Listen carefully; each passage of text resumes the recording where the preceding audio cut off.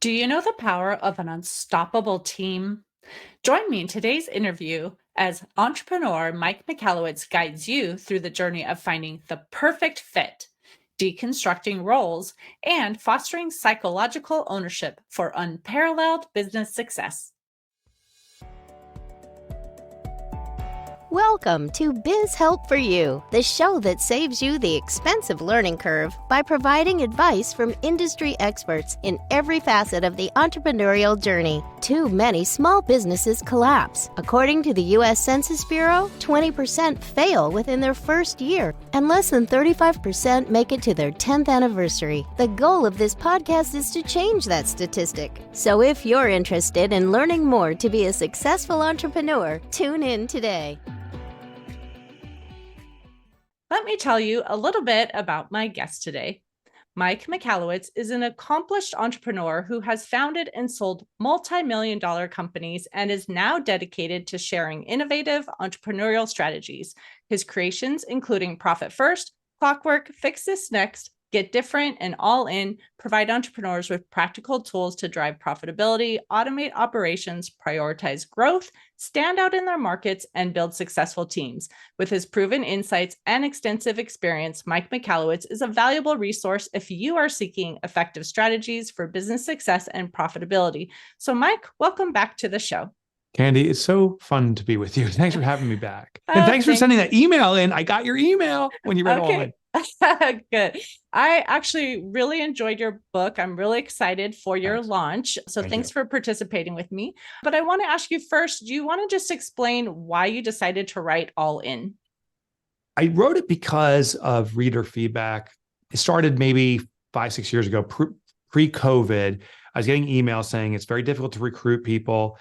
I don't know how to raise the bar. There's this new Gen X or millennial environment and conflict and all these different elements. I was like, oh, this is super interesting. And with some of the struggles, I had in my own businesses too. So I started the research.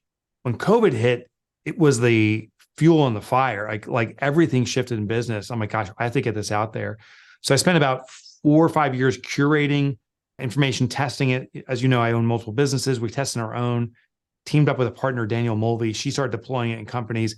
We found the system that works. That's when I codified it. And then I wrote the book and here we are now. Perfect. I learned a lot from the book. I took lots of notes and I'm looking forward to implementing them. So I'm going to ask you, the first question really is about your name, FASO, right? Can you explain what that is? Yeah, FASO is an acronym. It sounds like lasso. And it's the 4 elements and sequence of things that leaders must address in order to build an unstoppable team. It's really, it implores the leader's efforts. Like what the leader puts out, we'll get back. The first part, F, stands for fit. And the realization I had, the profound realization, is there's this belief that 10% of the population's A players or whatever the number is. The realization was, my God, everyone is an A player when in the right role. Everyone has A potential. Everyone can do something as long as they find the right role. Now, it may not be in your organization. You gotta be clear about that. But everyone has the capability to be their greatest self when put in the right position. That's what a leader needs to seek out. The A in FASO stands for ability. And the profound realization here was there are 3 types of ability, but most employers only look for 1, and if they're lucky, 2, but they're missing out on the big one. The obvious one is experiential ability. What have we done in the past? It's on the resume. We can look at that and say it's likely what they're going to do in the future. It's important, but it's insignificant. The next part is innate ability. Innate ability is what the Myers-Briggs and all the systems pull out, Enneagram. It's like, what's their behavioral tendencies? Important, but also those 2, experiential and innate, are insignificant compared to the most important, which is potential ability. What can this person do in the future? And there's a way to find out. And I explain in the book how to explore people's potential through a concept called workshops. The S stands for safety. We as a leader need to bring about safety to people in our organization for them to be able to express their fullest selves. There's physical safety, which is still relevant today. We think, oh, isn't every work environment safe? No, including, I found out my own. We have an alley here that is a dark alley. I didn't realize when my colleagues were leaving, they felt uncomfortable walking the dark alley to the parking lot. They felt unsafe. And for the last few hours of work every day, their mind starts drifting either consciously or sub toward their safety and getting home. And so we had to resolve that. And the last thing is ownership, but specifically what's called psychological ownership. There's research back in the 1980s facilitated by a guy named John Pierce and others, and they identified that we, all humans, have a sense of ownership over something. And as leaders, we can bring about the sense of psychological ownership. And when we have psychological ownership, we identify with that thing. It's part of who we are, and therefore we elevate it. So we need to deploy psychological ownership, which ironically or interestingly is different than responsibility. Most leaders say, you need to do this, and if you fail to do it, you're in trouble. If you succeed, we'll give you more. That's responsibility and actually can be detrimental. Ownership is where you give people control, intimate knowledge of what they're doing, and the ability to even personalize it. Then it becomes part of their identity, and it's then our natural human tendency to bring it to the highest level because it's part of who I am. Mm-hmm. Well, and I know going along with that, you talk about when you're going to be hiring someone, looking at what you need and taking a position and maybe deconstructing that position even. So can you explain what that means? Yeah. So what most employers do is they match talent to title. They say, I said in my own company, oh, I need a receptionist and I need a salesperson. And I had these roles identified. Remember, the receptionist was someone who, greets walk-ins. This is when people still walked into buildings, answers the phone. They're going to have to do some data entry and some accounting. But we hired someone for that role. We also hired a salesperson. But what the reality is great leaders don't match talent to titles. They match talent to tasks. We deconstructed the receptionist to all those different components. And we realized we hired someone who was great at greeting people, amazing on the phone, stunk at data entry. We also noticed that we had a salesperson who was really good at closing the deal, but not good at maintaining relationships, and was actually really good at data entry. That was part of their closing mechanism. They were really on the numbers. So what we did is we shifted the salesperson to be a person that closes deals and also does data entry and maintaining our CRM, which was what the former receptionist role was. And now this person was kind of bleeding over into that. Our receptionist started to do some of our sales farming, maintaining those relationships. Both these individuals excelled. Our corporation excelled. We started to blur the lines of the classic pyramid structure, and we built more of like a web-like structure. And webs in nature are more flexible and actually stronger than these kind of pyramid buildings. So match people's talent to their tasks, and you'll see your company excel. Mm-hmm. Well, that's a great point too, because I think we do bring someone in thinking we need them to do, these 10 things, and maybe they're great at some and maybe they're not. And when you can look at your whole staff and see who is doing really well in an area and changing those jobs, I think that's really helpful to think of and different than what a lot of us think of when we're hiring or reviewing positions. So particularly in small businesses, when that's my focus, companies under 50 employees, people have to wear multiple hats is what we call. And so we should lean into that and really match people up. It's these larger corporations where someone can kind of get buried in their title. But the other thing is when we as individuals don't perform well at something, we don't then have a desire to do it.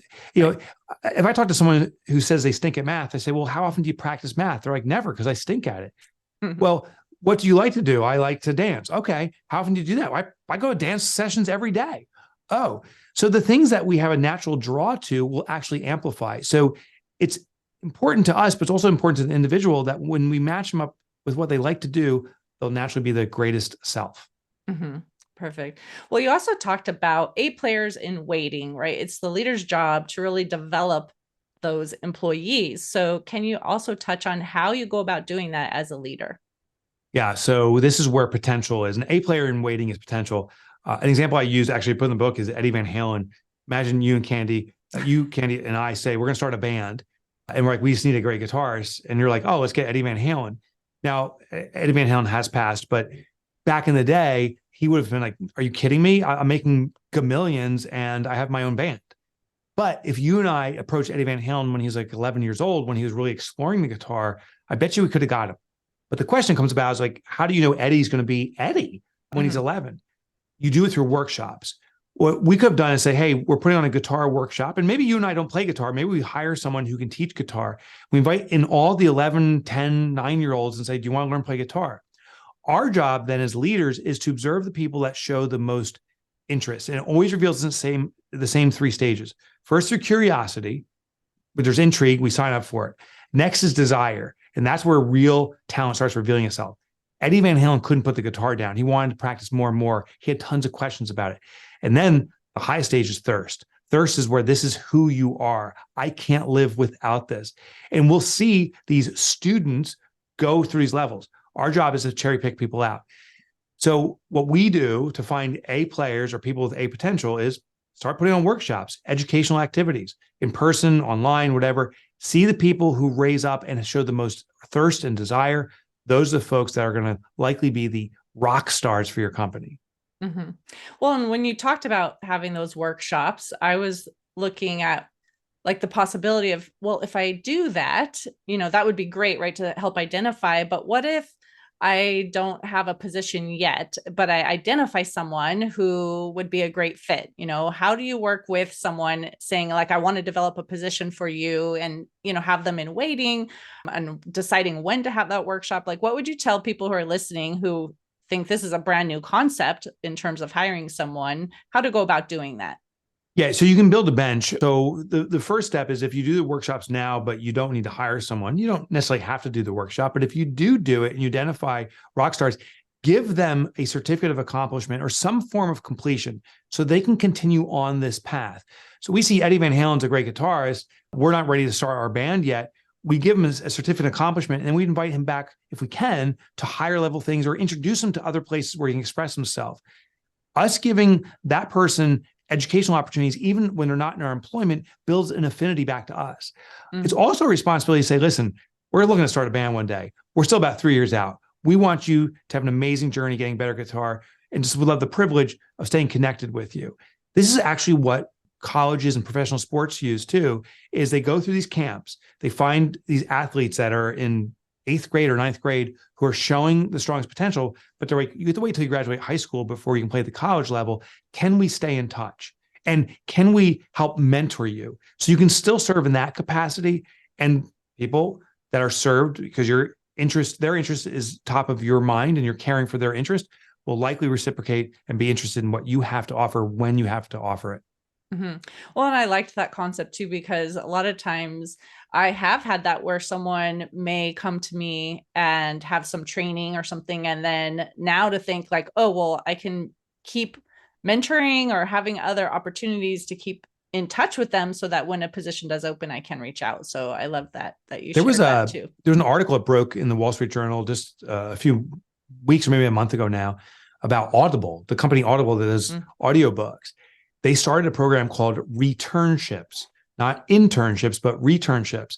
They went out to a community of people who had left the workforce for an extended period of time, maybe due to illness, caring for a family member or whatever, and now are looking to re-enter the workforce. So if that's who you are, they say, hey, we have a returnship, a workshop where you can come to the Audible facility over 6 weeks or so. We'll teach you new skills that you can use to re-enter their professional workforce. Well, guess what? They're also using that to cherry pick the best candidates to come work at Audible, but everyone gets elevated in the process. And that's the beauty about this. In the traditional format, you try to interview someone when you're looking, the people that don't qualify never know why they didn't qualify, and one person gets hired. But in this workshop or camp environment, now everyone's getting better through the process, and you have the privilege of picking who's the best fit for you. Mm-hmm. Right. Well, and along those lines too, you're talking about a 5-star fit process when you're going to be interviewing. So can you go into what that entails? Yeah. So you start off with what are the needs for your organization, and then where do people's innate potential and even experiential talent match up to it? So one thing we did here at our own organization is Kelsey, who's now president of our company, managed my schedule, and we deconstructed what are the elements of it. What you'll find is most of the things that people bring to the table aren't necessary for that specific task or skill. She has a 4-year college degree. Was that relevant? No. She can speak, partially speak Spanish. Is that relevant? No. But there were some other things like responsiveness to customers, timely responsiveness, the ability to be flexible. We wrote down those kind of innate talents. And then when we went through the recruiting process, we found someone that this is who they were. Plus, this other person, Aaron, brought these talents that we didn't already have in that role. an ability to be, stern's not the right word, but to be able to constrain the demands that some customers put on us so that we can make sure we're delivering equally to everybody. And she is crushing it. So the 5-star fit is understanding what are the innate kind of non-concrete intangibles, I guess, that we need for a role, plus the tangibles, matching it up to the needs of that role. And there you have your fit. Mm-hmm. Well, and I know you talked about having there's an application that has to be done, and maybe there's like a little skills test that has to be done. And then they're like going through a process that could take a little bit of time. And I know sometimes employers are concerned that they're going to lose an applicant to someone else if they don't hire fast enough. So what do you say to someone about that who is saying, well, I like the concept that you have about this process to go through, but it's going to take too long and I might lose a candidate? Yeah, you probably will lose an unfit candidate. And isn't that a blessing, right? We want people that are really interested. This isn't to put burden on others just for the sake of burden. It's to put some friction in the process so they have to exert an effort to get there. And the more effort people have to make, the more committed they come to the process. So it's funny how many people will just run an ad and they'll get these responses like, God, everyone stinks. They came here, they didn't even know the job I had available for them. Well, there was no friction. If you put people through a few steps, they have to really ask themselves, is this something I want to make the effort for to pursue?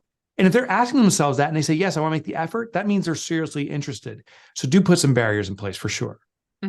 I agree with you too. And I think even putting in something into the posting where they have to follow a certain step right there just helps weed out some people. Oh my gosh, you can weed out 90%.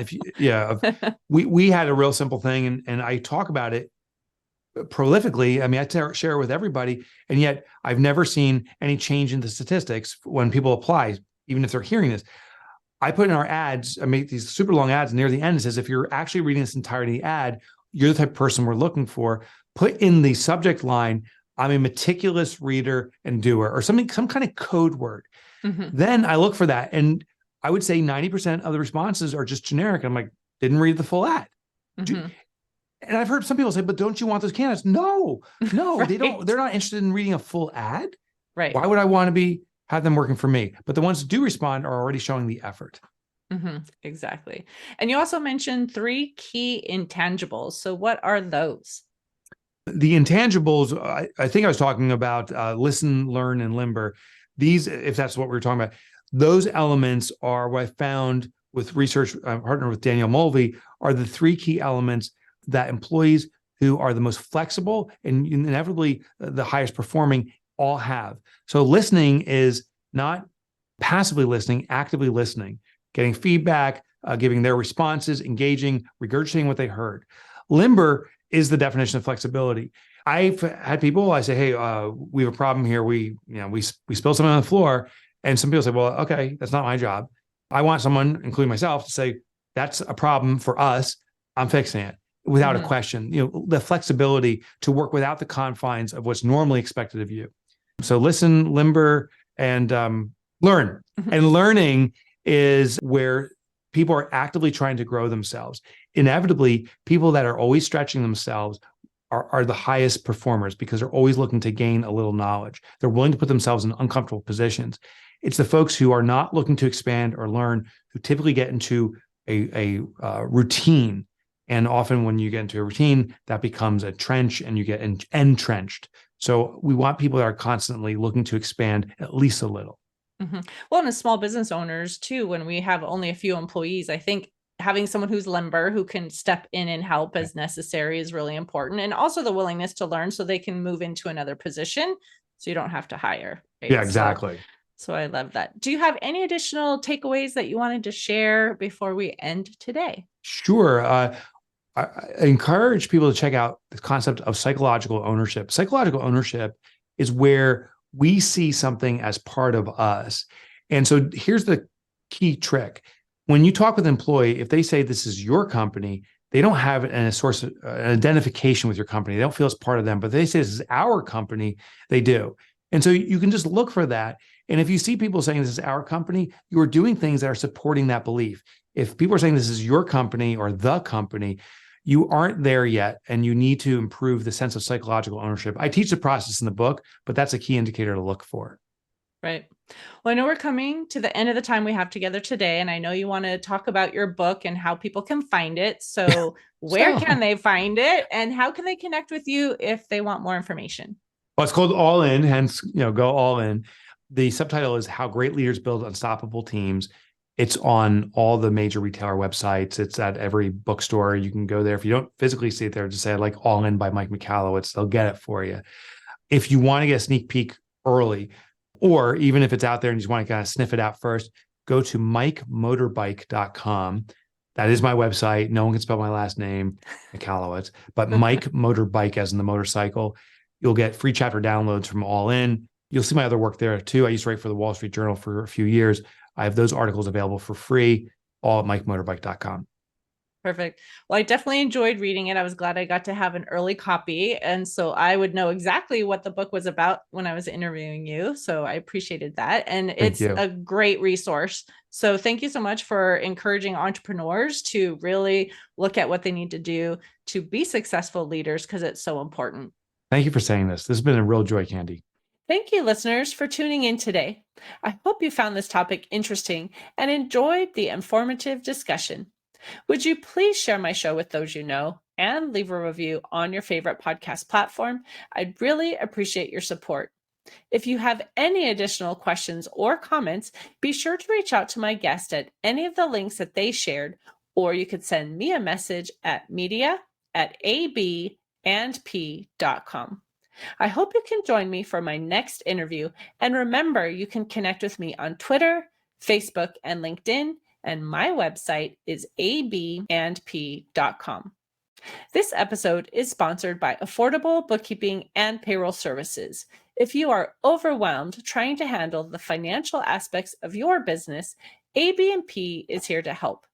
Contact us today to discuss your needs at 310-534-5577 or contact@abandp.com. My team and I are eager to assist you. Until next time, have a great day. Thank you for listening to Biz Help For You. Please join your host, Candy Messer, again next time. Have a terrific day.